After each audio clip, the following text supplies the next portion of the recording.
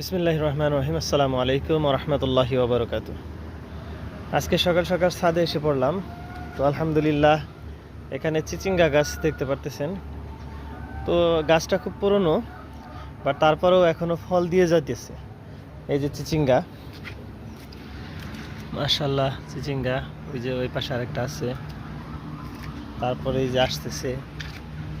তো চিচিঙ্গা গাছের এইটাই একটু উপকারিতা, যেমন গাছ পুরনো হলেও অল্প অল্প করে ফলন দিয়েই যায়। অলরেডি একটা ছিঁড়ে ফেলেছি, আলহামদুলিল্লাহ এগুলোও ছিঁড়ব, কেননা বেশি বড় হয়ে গেলে এগুলো আর খাওয়া যাবে না। বিসমিল্লাহ। মাশাআল্লাহ, আসলে কি নিজের হাতের তৈরি করা সবজি বা উৎপাদন করা সবজির খাওয়ার মজা আলাদা। মাশাআল্লাহ, বিসমিল্লাহ। এই তো এখানে আরেকটা আছে ভিতরের দিকে।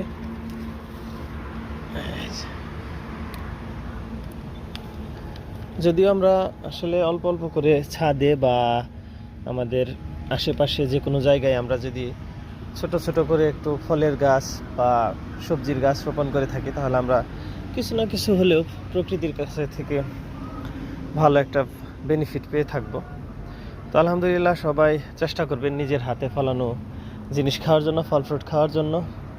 তাতে কিছুটা হলেও পিওর খাবার আমাদের মাঝে পাওয়া যাবে আর কি। তো ভালো থাকবে সবাই। আসসালামু আলাইকুম ওয়া রাহমাতুল্লাহ।